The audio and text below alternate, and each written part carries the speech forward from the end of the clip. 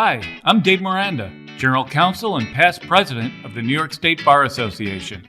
Welcome to Miranda Warnings. You have the right to remain listening. On Miranda Warnings, we're very honored to have Maryann Saccomando Freedman. She was the 89th President of the New York State Bar Association and the first woman President of the New York State Bar Association. Welcome, Maryann. Thank you. Isn't it amazing? It took 89 years to get to me. It took 89 years, and we're so happy to have you. You're an institution here at the Bar Association.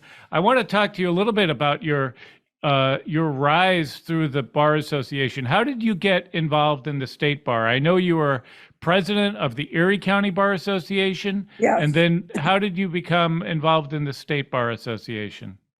I was apparently zeroed in on by several leaders of the State Bar who asked if I would serve as secretary. And I had to give that a lot of thought because that position had been filled by people who were not expected to go any higher than that in the State Bar. And I had friends who insisted they were going to make me the first woman president of the State Bar. There were some give and take discussions between my friends and the leaders of the State Bar. The leaders made a commitment that this would not be seen or used as a dead end. And so I agreed to run as secretary, and that put me on the executive committee. And from there were a number of situations in which I had to speak my mind. And that all led to eventually becoming president. And so when you were on the executive committee as secretary, how did you find that experience for you as a woman at the time? Were there many women on the executive committee? I found it very exciting, but more importantly, very stimulating and interesting. There was another woman on the executive committee, Ruth Shapiro. And Ruth and I she was from New York City, we became good friends. Ruth was an excellent lawyer, and her thinking was good thinking. But for me, the opportunities presented to give my opinions and my leadership were excellent. And for me, the whole experience was, as I said, stimulating and exciting. So you were secretary of the association starting in 1984, and then in 1986, you were selected as the president-elect of the association. Tell us, what was the process like for you to get selected as president-elect? I mean, it's a pretty quick rise for you? I don't know, because I told you I had supporters who had determined after my county bar presidency that they were going to make me the first woman president of the State Bar. I stayed out of the whole process. I really had nothing to do with the process. These two guys, I'll tell you who they were: Dick Rippon from Buffalo and Ben Hewitt from Niagara Falls. These two lawyers, these two men, these two friends, and they weren't social friends. They were lawyer friends. They did whatever they did. And eventually that led to my becoming president, but I was not involved in that process. Were they on the nominating committee, those two gentlemen? Yes, they were. And so was, these days at least, if you're going to seek to be president-elect, there's usually you interview in front of the nominating committee. Oftentimes there's an opponent. Did you have an opponent? I did have an opponent, but no, there were no such things as interviews at that time.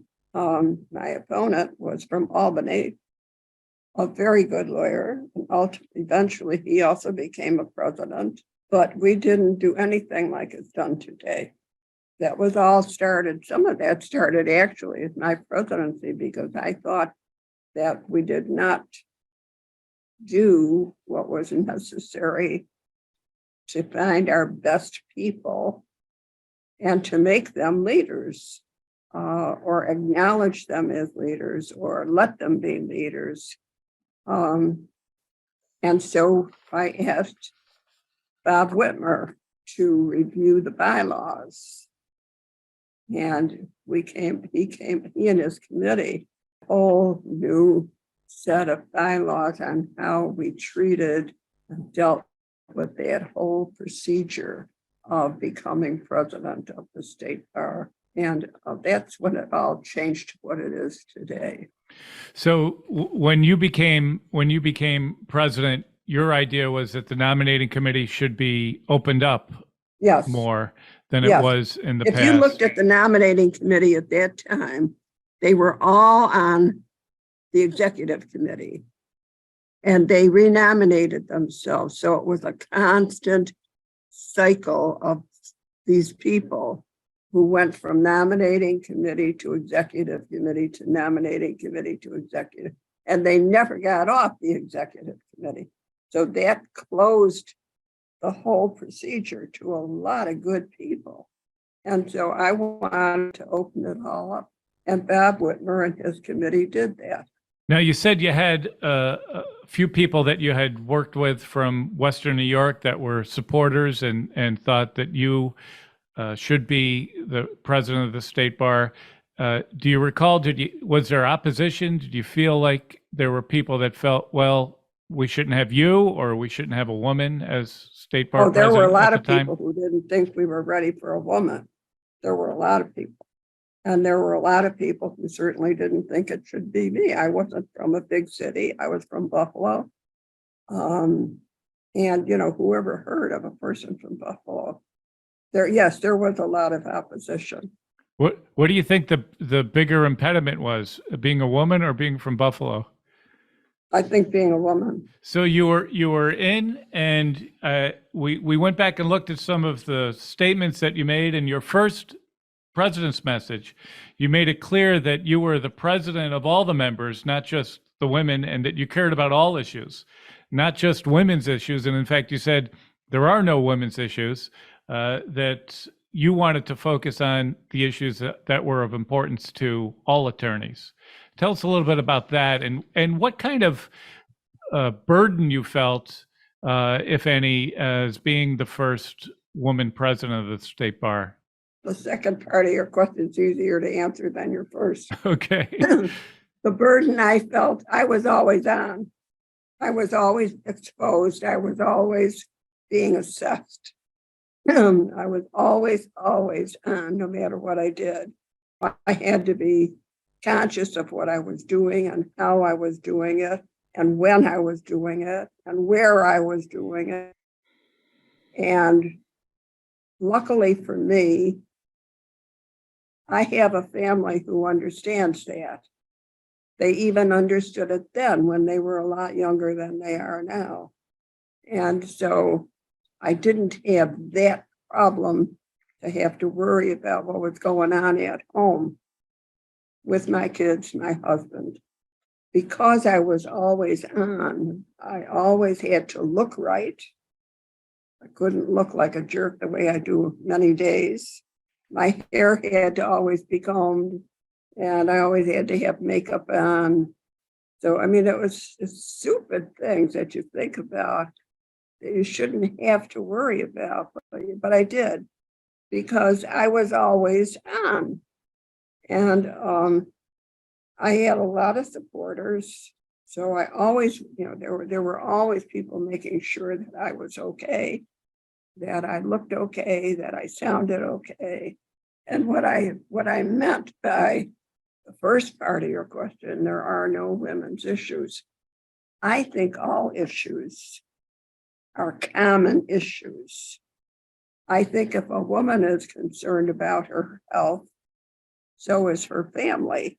And if a woman is concerned about money, so is her family. And at least half of that family, or maybe not half, but some of that family are men. Her father was a man. I mean, that's for sure. That's the only person I can count for sure who was a man. So when I say that, I think women's health issues are common issues. I think women's financial issues are common issues. I think women's social issues are common issues. Even something like rape, it hits women harder, but it's men who are involved. I mean, it's men who commit the rape. So it's a common issue. How do we give the men what they need? How do we give the women what they need? So that's what I meant. That's what I mean now. And you mentioned that, you were constantly on during the time that you were president. You had to be constantly on, constantly cognizant of how you were presenting yourself, what you were saying, how you were saying it. Did you feel as though the representations you were making were perhaps larger, that you were representing all women attorneys, and that how you conducted yourself would be a reflection for the entire gender? Absolutely. Absolutely. If I couldn't do it, nobody could do it. If I did it, they all could do it. Absolutely, it was a reflection on women.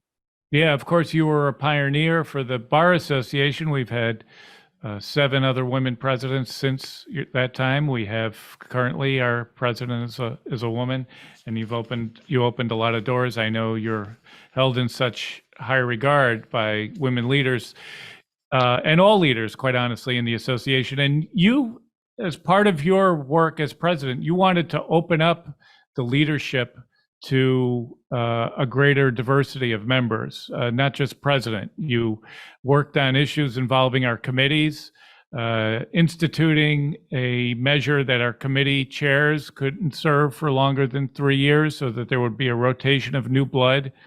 I'm sure all of that was, which now we take for granted, was very controversial at the time. What kind of pushback did you get on trying to open up leadership issues? Did you have anyone opposing your efforts to open up leadership on committees and the association? Yes, the ones who were in leadership opposed it. It was good to be in leadership, and it was good to be in leadership forever, but not in my view. It was not good to be in leadership forever. In fact, I thought that the past presidents who serve in the House of Delegates until they die, I thought they should be given a term limit, however long, 3 years, 5 years, even 10 years. But there was a point at which I thought and still feel that they don't really have anything to offer anymore, and they shouldn't be taking up a space in the House of Delegates. Nobody seemed to agree with me. I introduced that, by the way, and it was voted down in the House. So there are few people agreed with me, but not enough to carry the day. Well, as you know, the past presidents retain their life membership in the House of Delegates, and they have plenty to contribute. In fact, some have something to contribute on just about every issue. So they're still representing the past presidents in the House of Delegates. Well, some have something to say about every issue. I don't know that what they're saying is necessarily contributing to anything. Well, as a past president, I think you're allowed to say that. So, but let me ask you about some of the changes you actually did make. How were you able to, wrest control over some of these? How the changes you did make, the changes in the committee structure, for example, how were you able to wrest control of the committees and get new blood? That would seem like I chose good people to make the changes, and then I tried to choose good people to serve on the committees. I put a lot of effort into choosing people. At the time that you were the president-elect, you made a point to visit all of New York's 62 counties. Yes, I did. And tell us about that experience and how that helped you during your presidency? There was one thing, there were a couple things that I felt needed to happen. One, everybody needed to see that I didn't have two heads and six arms. They needed to see I had one head, two arms like everybody else had. Two, everybody needed to understand that I was interested in their problems. And I felt strongly that the Bar Association should address their problems. And so I decided that I would visit every one of the 62 counties and meet with as many lawyers in those counties as I could. I first checked with the then president and the then president-elect to make sure they had no problem with my doing that. They both said okay. And so that started my tour of all 62 counties and meeting with lawyers in each of those counties. I thought then, I think now, it's very important that they understand that the state bar represents them, that they understand that they are as important to the state bar as lawyers in New York City are, that they understand that their difficulties, their problems, their issues are as important as any other part of the state. And that's what I tried to do. I also knew it was important for them to size me up. And so I would have their support when I finally became president in 2 years hence, because I needed their support. And so that's why I did that. And that's, I think I was successful. I think that they sized me up. I think they heard what I had to say. And I think they truly understood that the state bar does represent the lawyers all over the state, not just in the big cities, but in the little towns, in the little villages, on the farms, wherever they are in the country, not on the farms, but in the country. And the state bar needs to do that. It needs to represent all the lawyers in New York State. I think we have done a good job. Yeah, well, I think we have too, and I think thanks to the work of you and those that came before you and after you, one of the issues during your year that you wanted to focus on was law office economics and the bar's assistance to lawyers in helping their practice. Is that something that became apparent to you during your travels around the state, and what kind of issues were lawyers facing at that time? I don't know if I can remember what the lawyers were facing at the time, but I'll try. There were yet at that point, paralegals didn't exist. So you had a secretary and you had yourself, and you had to use the secretary's talents and your talents. Now, in the small towns and villages in the country, I think the lawyers used their secretaries better than they use them in the big cities. And so we had to figure out what did they do that we could do in the big cities. So that was one of the things that started. Not all technical things were financially available to many lawyers. And so how did we deal with putting together programs that would allow lawyers to avail themselves of those technical things that they couldn't afford to have on their own? We did a lot of work on that. Now, you accomplished a lot as president, both symbolically as the first woman president, but also substantively, some of the changes we've talked about. What, in your mind, is your greatest accomplishment in your term as president? I would have to say, in all honesty, I think the biggest accomplishment was showing that a woman could do the job every bit as well as a man. I think that was the biggest accomplishment.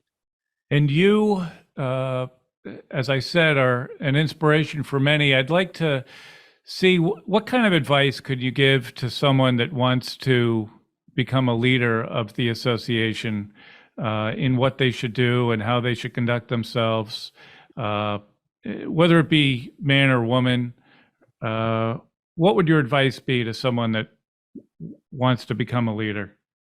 I think you have to become involved. And I would advise them to get onto a committee they like and to do as much work on that committee as they can. Eventually, they should present themselves in a report, if they can do that, in a report to the House, and then become a member of the House. You know, we have members of the House who speak just for the purpose of speaking, just to hear themselves talk. And I think that's a waste of their time, and it's a waste of the House of Delegates' time. But there are people in the House who have something important to say, who never say it. And I don't understand that. If they've got something important to say, they should say it. They should stand up at the microphone and say it. And I think that the leadership qualities will come forth. I think they'll be seen. And once they're seen, they can't be stopped. They'll just go on and become leaders. Now, our association has come a long way, obviously, since your term as president. I'm sure when you were president, you were thinking about the future. You were thinking about what our bar association would look like, 30 years hence. In your mind, has our bar association, the progress that the association has made, has it been more or less than what you would have expected at the time when you were president? I think it has moved in fitful ways. I think there have been years that there's been a lot of motion forward, and then there have been years when it just stagnated or even moved back. I think today we are farther ahead than we were then. I think that today we take care of issues in much the same way, but now we've got all sorts of technology that helps us. And I think that we still have the camaraderie, but I do think we've moved ahead, and I do think we have progressed since I was president. Maryann Saccomando Freedman, I want to thank you for your time with us here on Miranda Warnings, an inspiration to us all. And I couldn't be more appreciative of both the work that you did as president, as well as the service you've given to our association since that time. So thank you so very much. Thank you very much, David. This has been Miranda Warnings, a New York State Bar Association podcast. You have the right to subscribe, rate, and review.